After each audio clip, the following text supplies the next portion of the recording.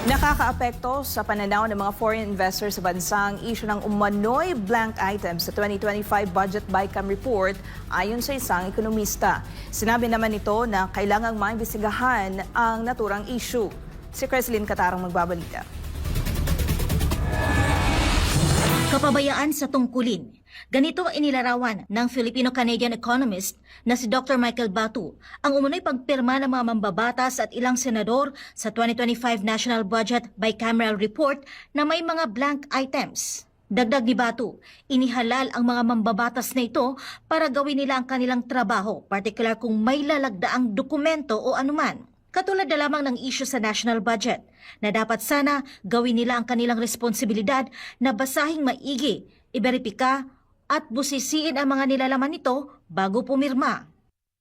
That goes to show na marami sa ating mga kongresista, pumipirma na lang sila, no, na hindi nila binabasa kung ano yung kanilang pinirmahan.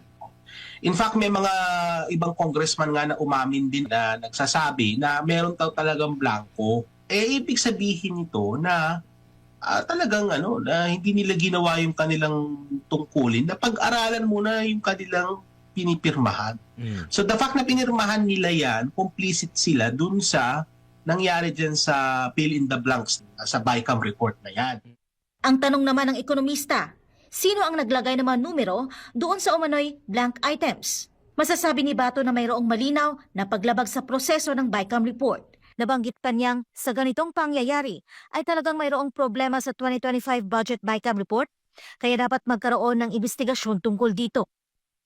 So yung investigation dyan, sino yung nag-fill in the blanks?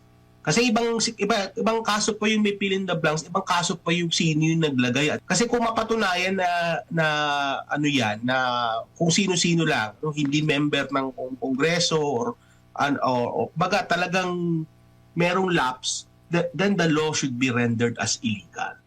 Ang isyong ito ay nagpapakita raw anya ng inefficiency ng gobyerno. Kung isasantabi man lang pala ang mga pinaghirapan ng mga kawani ng pamalaan para depensahan ang kanilang budget.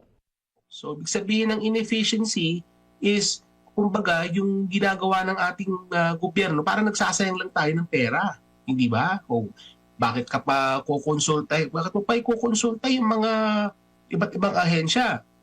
Sa bandang dulo naman pala, ikaw rin naman pala ang masusunod. Sumasalamin din umano ito sa kung anong klaseng gobyerno mayroon ang Pilipinas. Inilahad ni Dr. Batu na ang kalidad ng pamamahala ay may implikasyon pagdating sa pagiging kaakit-akit ng isang bansa sa mga mata ng mga dayuhang mamumuhunan. Ibig sabihin na kaapekto ito sa pananaw ng mga banyaga sa ating bansa. Tinitingnan kasi anya ng mga foreign investor ang kalidad ng pamamahala sa isang bansa.